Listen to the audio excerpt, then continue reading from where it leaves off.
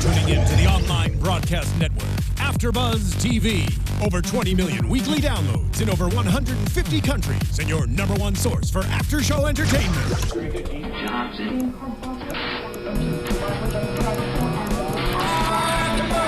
AFTERBUZZ TV, the destination for TV superfans. Producing after-shows for over 300 of your favorite TV shows. Interviewing celebrities and showrunners. And bringing you behind-the-scenes exclusives. All thanks to E! Entertainment's Maria Menounos, producer Kevin Undergaro, and internet leader Akamai. Now, let the buzz begin!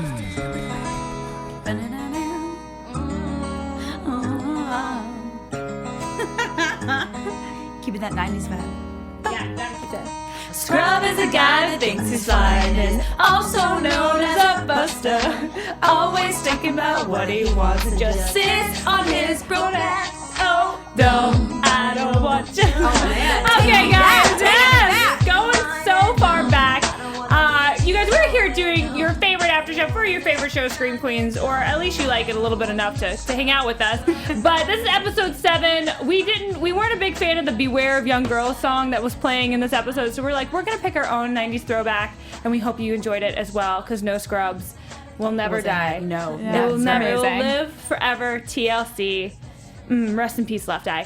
Anyways, so Beware of Young Girls, episode 7. We're pretty deep into the season now, you guys. We're more than halfway through. Yeah. We only have 5 episodes left.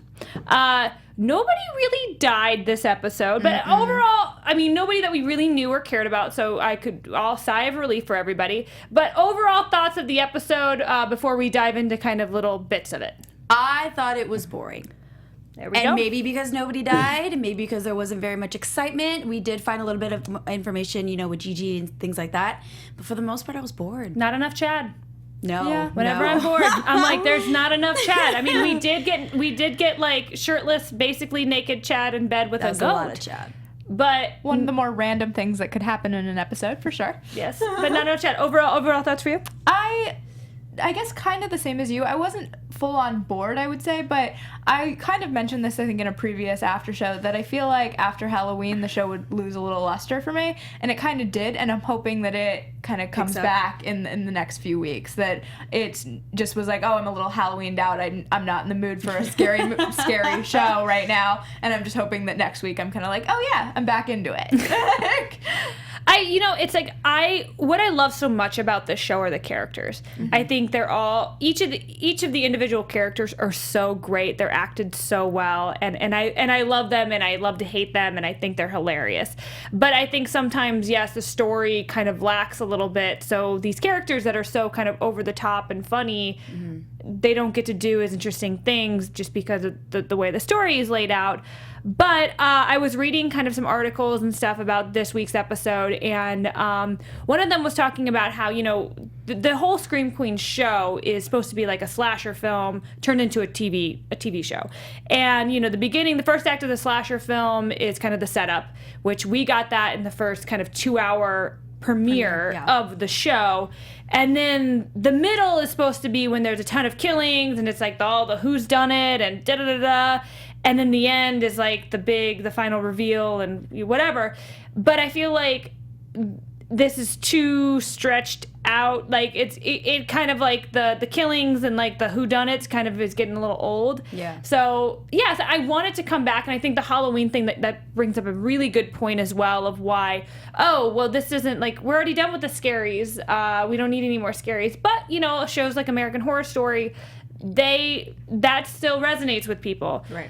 Doesn't really resonate with me because I'm a chicken, but it does resonate with people even when it's not around Halloween. And I have faith in this and Scream Queens, and I think it's going to end strong.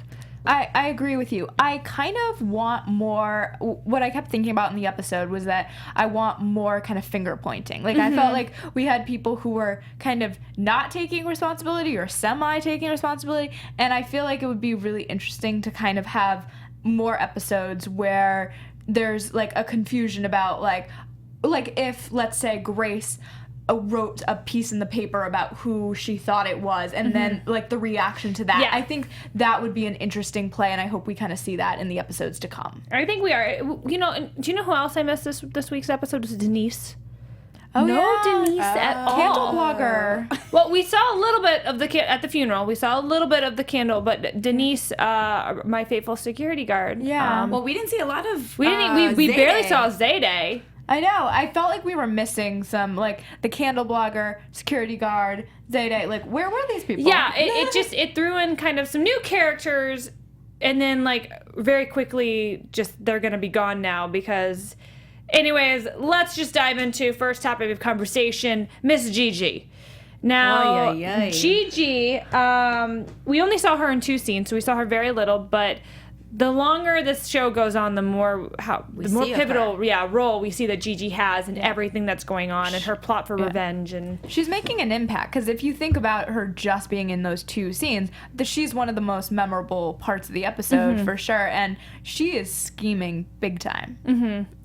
And I like to see, just to see the flip of her, because she plays kind of this like, I don't really know what's going on.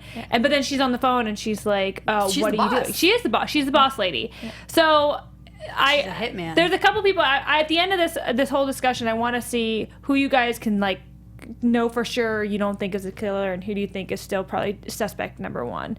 Or enemy, public enemy number 1. Oh yeah, and I'd be interested to hear at the end of this discussion, and also online in the chat. Thank you guys all for joining us in the live chat.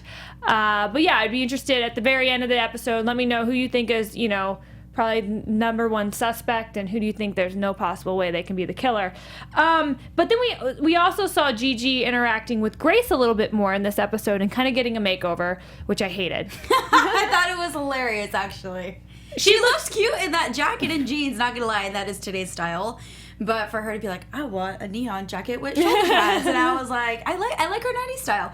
But she was wearing, like waisted jeans, and she's like, these are just way too low. I thought it was funny and cute. But she, like because she's dating Grace's dad, I kind of feel like that's something that kind of had to happen, and especially I think Grace kind of wants to get to know her as well. But in the back of her mind, she's a little crazy. And I feel like Oliver Hudson's role is about to get a heck of a lot bigger, because he just got killed off Nashville, and I'm devastated. So now the only Oliver Hudson fix I can get is through Scream Queen. So I was really upset he wasn't in that much of this episode either. I could have never predicted, by the way, spoiler of Nashville, but what was going to happen to him on Nashville. But I feel like if you looked at his Instagram, it was very clear he was spending much more time in New Orleans than he was in Nashville. And so I assume his role, and I hear Nick Jonas also comes back. We saw that in the preview. Yeah, and in a lot of the Instagram as well. Yeah. You stalk these guys on Instagram, and you're like, I know who's alive and who's dead. Feeling really good about knowing all that. Yeah. So, moving on to a new character this week, an old Kappa, but she's next Kappa, Feather McCarthy, which is kind of a great name considering who she fell in love with. That she fell in love with her Beatles professor. Yeah. Who is a nerd? I thought he was gonna be like this gorgeous guy, this drop dead like George Clooney-ish, and he's like a little Dr. Munch. Well, and they even say it's not even cute. But Feather definitely fell in love with him. And it was genuine. I thought it was like something behind the curtain that she like a different motive, but no. And I really liked the character of Feather. She was played by Tabby Gevinson. I hope I said that right, but I thought she was great, and I loved her little haircut, and she just seemed like this really cool character to me. But I agree, and I thought she fit well in that over the top world. Yes, she definitely kind of, still didn't quite fit in. Right. She was like a very heightened character, but you could tell always kind of wanted to be in the inner circle and never really was. And that was where her entire thing was coming from, I think, by getting with her professor and all of that. But do you think we're going to see more of her? Or do you think it was just like a one episode type of... I don't know. Let me check IMDb. See how many episodes No, this is the thing, though. Girl, why are you You tasted the blood. You tasted the blood. And you follow the arrow. You see the arm nailed to the wall. And if you've been like living with this man for a while, you know what his hands look like, but yet you're still walking up the stairs. At what point? What do you need when it says a head, but it is not spelled as a head, it's a head? Why are you going to go in that room? The killer could still be in there ready to kill you. It made me so angry. So this is an angry point that I can fully get behind. If anyone out there watches our Pretty Little Liars after show, you know that this is something that I get so upset about. When characters, time after time, you're walking into clearly a crime zone, a criminal scene. Wouldn't you run out, call the police, do something? Pretty Little Liars, same issue. They're like, oh, there's an open, I'm just gonna leave all my doors open. I know someone's after me, but it's all good. No, it was so set up like a haunted house. Did you see like the way that it was written? Like it literally looked like a haunted house. But I think, hello, it's the movie business. It's Hollywood. It's, they're obviously gonna go up the stairs. They're obviously gonna go through the door and go through the, It was almost like such a cliche, just to be over the top and be overslash. It was like Paris Hilton in House of Wax. I was like, come on. Spoiler alert, she dies. Yeah. She's like the second person to die, too. I also feel like, though, you could have her, at the very least, call the police and then go in the room. Like, or do at least something. Fight or something. Or do something where it's like, wait, I'm going to try to save myself, but I will still go explore and see what happens. Well, and this is the thing. Like, as we see, the police kind of suck in this town. We've been very aware of this, but today they actually finally started talking about how much they suck in this town, even though they did finally arrest somebody that wasn't Chanel. They arrested Dean Munsch. Munsch. Am I Munsch? It's Munsch. Yeah, it's Dean Munsch. Yeah. And because she obviously killed her ex-husband. I thought it was framed feather. And I was pretty sure that she did it too. Yeah. But because she killed her ex-husband and used kind of the whole serial killer thing, there's no way she's the Red Devil. No way. And I, for the longest time, thought she was definitely the Red Devil. I didn't think she was. I think she has something else to hide concerning the baby. I just don't think she's the devil either. Which she hinted that she might be telling them more. Yeah. But let's talk about Dean Munsch. So she gets taken away in a straitjacket. Yep. I've never seen cops do that, but hey, magic of television. And we see her in the psych ward. Can I just say, when I saw it, I was like, oh, American Horror Story Asylum. Yeah. Did you? I mean, I don't know if you guys watched that season or you guys at home did. It looks exactly like the asylum atmosphere. Did they shoot that in New Orleans? Because I wonder if they just used the same set. No, I don't believe so. Okay, well then. Maybe Ryan Murphy was just like, hey guys, that's a little nod to my other great show. But yeah, no, we see that because we have Nancy Drew and Sherlock Holmes here, aka Grace and Pete. They think we got it, we know who done it, and then they don't. And then you don't. But we did. And so I saw a lot of people commenting online that they thought the episode was so boring because it focused so much on Grace and Pete. They're like the kind of the straight guys of the show. But I think their characters are finally getting a little bit more interesting after this episode. And also because they were handed that painting on the way out of the asylum. Yeah. What do you guys think about that painting? What do you guys think that reveals or doesn't reveal about their characters, and also what Dean Munsch had kind of alluded to them when they're trying to get information from her? Go. Do you want to? You go. I'm not sure what the painting reveals about them, but I will kind of jump into a prediction about what you were talking about earlier and say that for a long time I was like, Grace is the eyes of the audience. And when I think about Ryan Murphy, I think about that he might turn that on its head and actually make her the killer in the end. I've read a lot of things online that people thinking Grace might be the killer. Yeah. Really? Because for a long time, and I sat in this chair and literally said this a few weeks ago, that I really appreciated that she was like kind of the straight man to everything else that was happening, the over the top. Yeah. And what I realized was not every show creator would do this, but I feel like Ryan Murphy, there's a real possibility, not 100%, but a real possibility that he could turn it on its head and make her the killer. Those devils were way too tall. I don't think it matters. It's movie magic. Like I don't think it matters either. Yeah. I don't know. I'm gonna have to reanalyze that. Mm-hmm. Let me throw this one at you because this was another theory I saw online, and talking about the painting, like the painting, she did it really fast, and it wasn't even what they were looking like there when they were. Grace's hair was different, whatever. So what if the crazy lady, because she kept saying, I paint them all, what if she had actually drawn or painted Grace's mother and Pete's father when they were in the asylum after the bathtub baby incident, and that they found out they were actually siblings?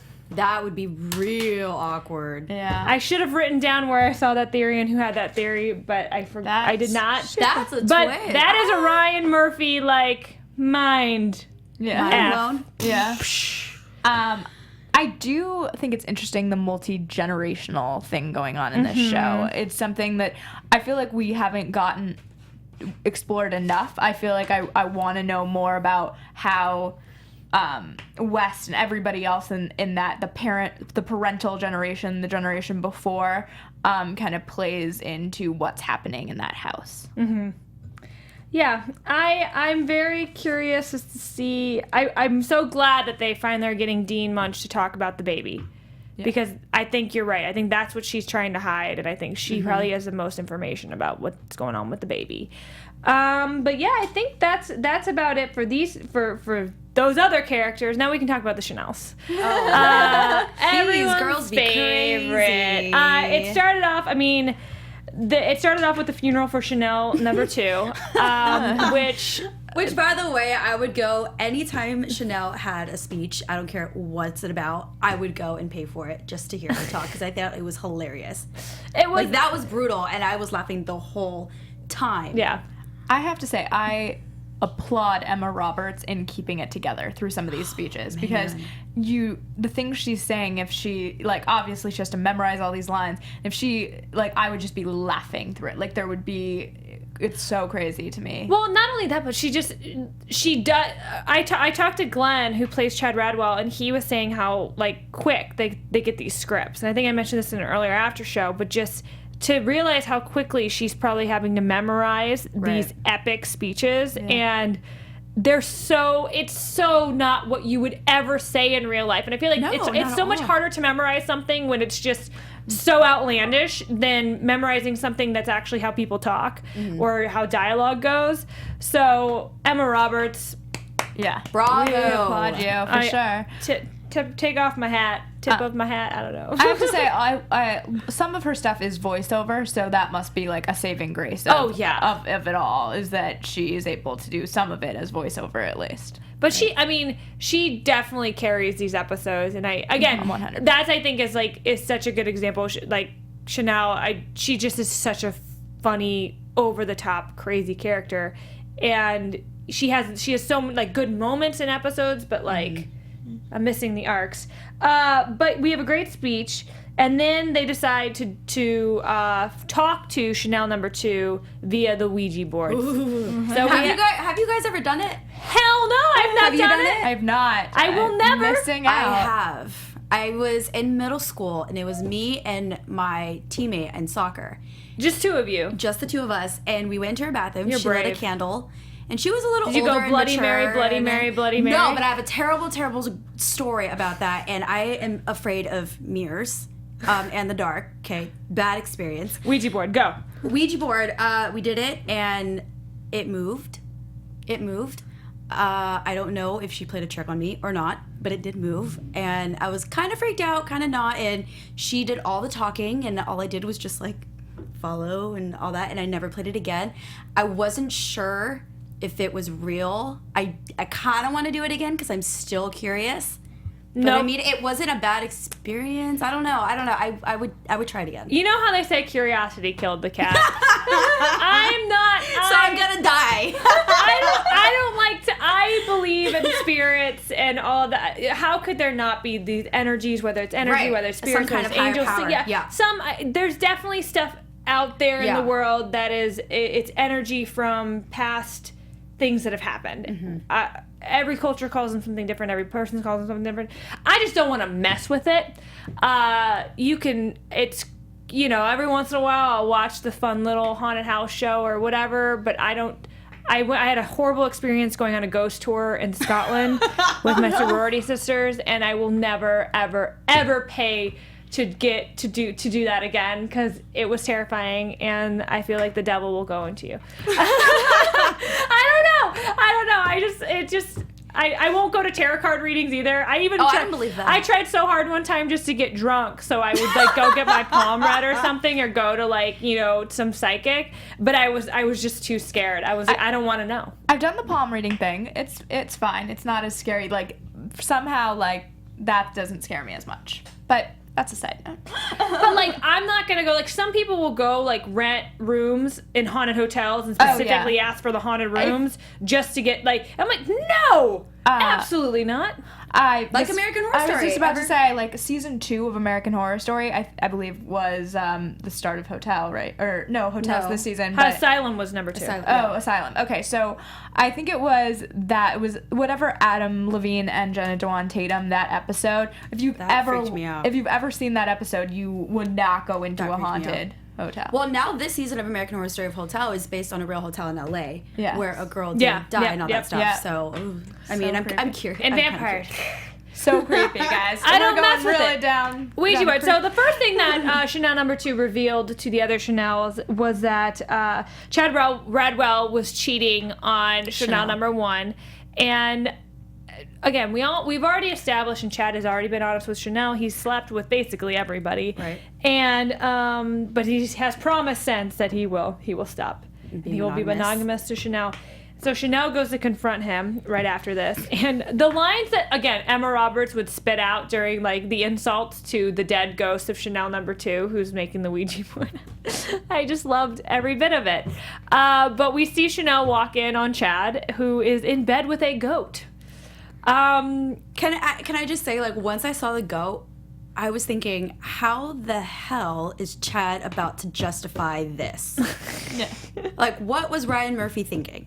And where the hell was his mind at when writing this part? Because don't you feel like some of these things happen, and I know that it's much more strategic than this, but it's late night in the writer's room, what are we gonna do? And it just feels like sometimes you're like, this is so random, how did they get to this point? And that makes me want to go visit their writer's room, let's be honest. And the reason was he was lactose intolerant, and goats produce non-lactose milk. Lactose-free milk. Yeah, exactly. Yeah. And I was confused. I just feel like Glenn has been in bed with a goat before. That's not his first time. Well, just knowing Glenn, I wonder if this is just something he's like, guys, what if I was just in bed with a goat because I'm lactose intolerant? I don't know. Glenn is I could imagine. I don't know. Not in the bestiality sense of the word, no, but he would do something crazy like that, and he grew up with random farm animals too. I was gonna say, I feel like we should probably specify that you grew up with him. Yeah. Sorry, I'm so sorry. I'm not. Yes. Yeah. But he grew up with all these different types of animals too. So it could be a funny thing, him playing a prank. We used to play pranks on each other, so I could see that happening with a goat or some type of crazy animal. He had a coattamundi when we were growing up, and a monk and they had a cat corral. It was crazy. So yeah, goats. I'm not surprised, Chad. I'm not surprised. Right. But the lactose intolerant then speech too. He had it ready. He already knew what he was gonna say. Yeah. It was so strange because he was just like, oh, if she catches me, this is my speech. And I was like, I don't know that you should be pre-planning getting caught with a goat. That's weird. In my notes, I wrote WTF. Yeah. I have no idea where this is gonna go. Yeah. Yeah. But it was funny and I liked it. I liked it a lot. Revisiting Chad's room, though, made me miss Boone. Oh. There was an empty bed. And thank God we saw Boone in the previews for next week, because I'm missing. I was gonna say, it's time for some Nick Jonas. It's time for some more Nick Jonas. So then so they did the Ouija board the next night after Chanel was like, oh, I hate you, Chanel number 2. He's lactose intolerant. Meh. I love Chanel number 5, vagina has teeth. Yes. Yeah. So the second thing that Chanel number 2 says is she blames Chanel number 1 for being the killer.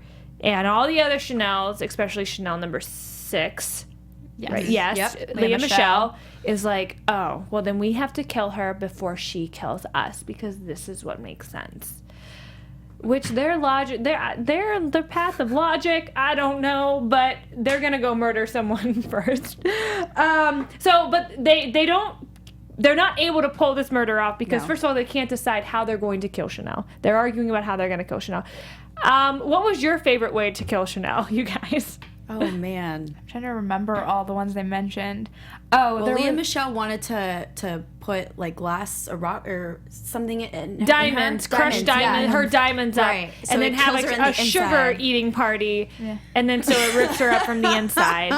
That's so gross. I thought it was so interesting when they mentioned the poison, like using, wasn't it poison or like? Well, yeah, that was what they finally decided on. They finally decided on that, but then they couldn't. But Abigail Breslin's idea, what was hers? I wish I could. You guys, tell us what.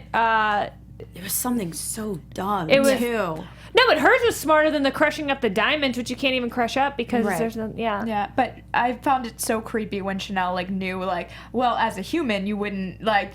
Oh yeah, she's like the only reason that rat poison works on rats is because they don't have a gag reflex. But as a human, I would vomit and then I'd lose weight. So then it would be jokes on you. She's a secret genius. I was just like, that's so creepy. Not only would I have survived your attack on my life, it would have only made me skinnier.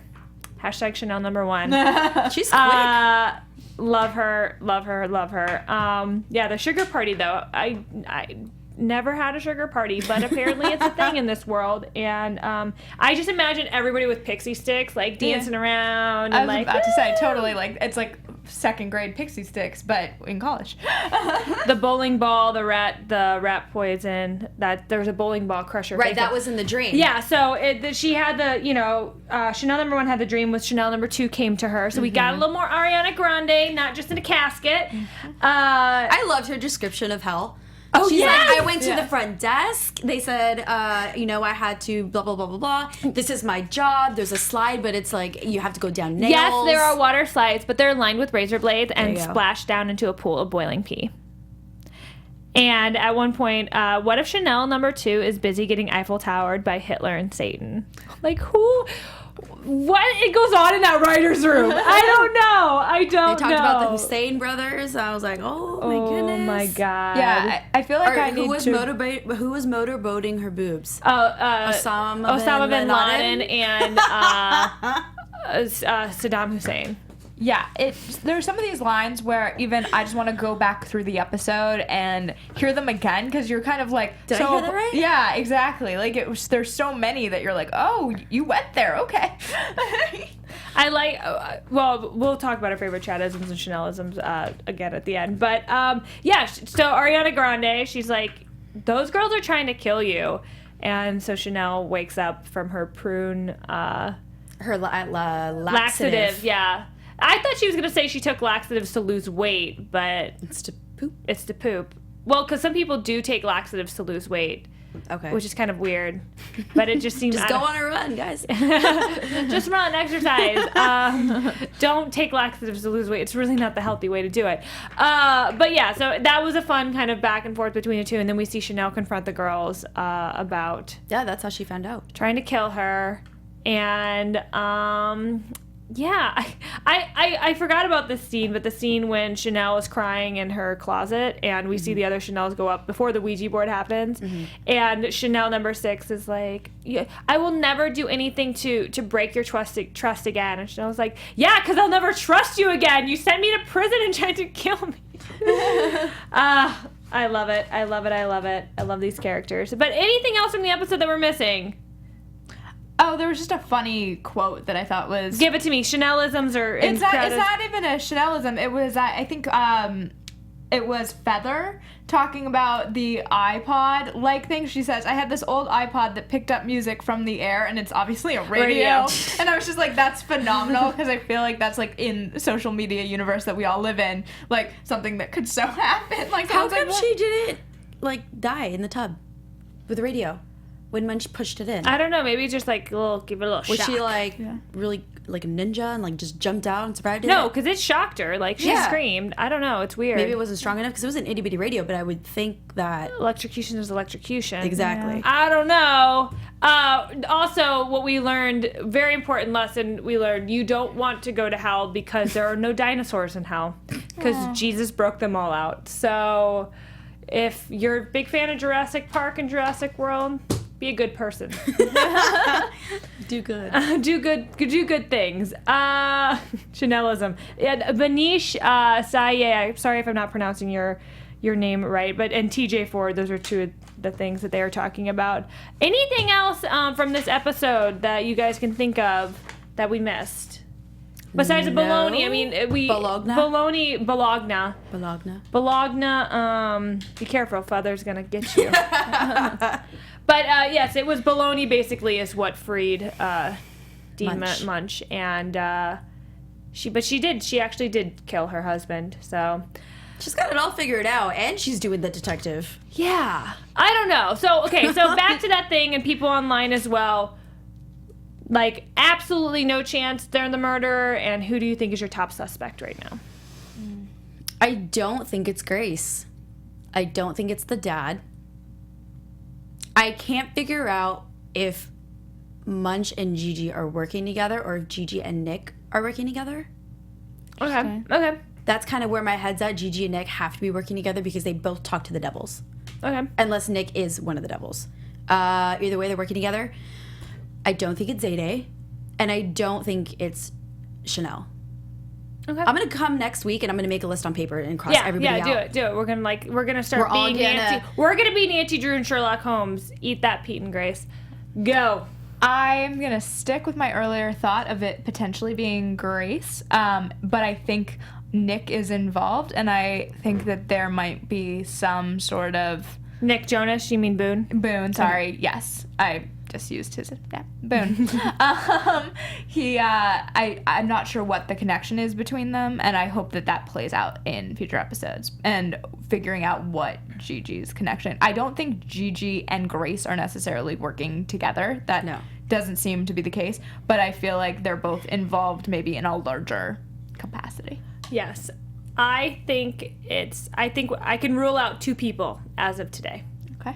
Rule out Grace's dad completely, because when he showed up at Gigi's, she was like just getting off the phone with the killer, and I feel like if he was involved, that would have been involved. I don't know. And I'm gonna rule out Dean Munsch. So obviously Gigi's highly involved. Obviously Boone is highly involved because we saw the devil. Like, these are the two people we know for sure are like involved with this, definitely. But I think my number one suspect out of everybody is, you know what? Chad. Ooh. Really? I'm just gonna throw it out there. I think he's Boone's Based best on friend. what? I don't know. I feel like he's too dumb to be involved. Well, I think he's dumb enough to be involved. I don't know, but he has been there a lot during when the killers have been there. His friend died. I think the ladder, candle blogger is probably Hester. No, Hester is Hester Chanel number 6. Candle blogger. Yep. I have to also say that I think Chanel number 1 is probably not involved. Someone just said, Smash Flasher 724 says, I think Chanel could be the baby and isn't the least we see of Feather. And this is not the last we see of Feather. I can roll with that. Yeah. I think the baby, that was I my next could question. see Who's that. going to be the baby? I can see it being Chanel. I think it's too obvious that it's Grace. If it would be Grace, I don't think it's her at all. Abigail Breslin's Chanel number 3. Am I correct about that? Yeah. I could also see it being her. I just don't understand how Chad is still alive. like, I'm so glad he is still alive, but yes, he's an idiot. Yeah. Why is Chad still alive? I don't gets know. away. Maybe I don't know. He climbed the ladder first. That was smart. Don't be last. Be first. I was also gonna say maybe the devil doesn't see him as a threat. Well, he is Boone's best friend. Boone did love Chad. Right. So So he told him not to kill him. yeah. That's The possible. same way that maybe, I mean, the devil didn't kill Zayday. I could see it both ways. I could see that it that Boone is trying to protect Chad, and I could also see that whoever the Red Devil is just doesn't see him as a threat. He's not harmful to anyone. He's just around. Like, But then why kill dead Taylor or Taylor Dead Taylor Swift? Swift? Yeah. Or deaf Taylor Swift. Yeah. Now Why kill she's her? dead Taylor Swift. She was harmless. Oh, somebody says, oh no, Abigail Breslin, Chanel number 5 maybe. She said that she was a legacy, so that could be it. I wanna I see don't know. more. I think the painting, I think that has a lot to do with, and like I paint them all. I think this was the biggest clue that we are given. Something's going to be revealed in the I think picture. next week's going to be a very pivotal episode. I think What we if might she painted discover a who the baby picture is. of the baby? Like, Well, I don't know. That's why I love the theory that like she could have painted a picture of their mom and dad and their siblings, because it would be like, because they are 2 different ages. As everybody yelled at me first episode, like, they can't. I'm like, hoping it's yeah. not. I'm not going to think it that way. Yeah. It's not. So I don't know. We'll figure it out. Any other predictions? Anything else before next week, guys? I think we killed it. I think we killed it. R.I.P. Dr. Munsch, my favorite Beatles teacher ever. But yeah, thank you guys so much again for watching. And where can we find you guys until next week? You guys can find me on Twitter at _ Paulina Aguilar and on Instagram at Paulina M. Aguilar. and you can find me everywhere at Stephanie Wenger. Oh, and you guys can find me on Twitter, Instagram, and Facebook at Keetin Marchi. And one last shout out. Let's not forget that Chanel number 2 parents celebrated that her body was found. And in turn, as soon as Chanel number 2's parents learned that their daughter's dead body had been found, they went on a cruise to celebrate. That's how much they hated this dead bitch. Bye, Chanel. We can't wait to see you next week. Bye, everybody. Thanks for watching. From executive producers Maria Menounos, Kevin Undergaro, Phil Svitek, and the entire AfterBuzz TV staff, we would like to thank you for listening to the AfterBuzz TV network. To watch or listen to other after shows and post comments or questions, be sure to visit AfterBuzzTV.com. I'm Sir Richard Wentworth, and this has been a presentation of AfterBuzz TV. Buzz you later. The views expressed herein are those of the hosts only and do not necessarily reflect the views of AfterBuzz TV or its owners or principals.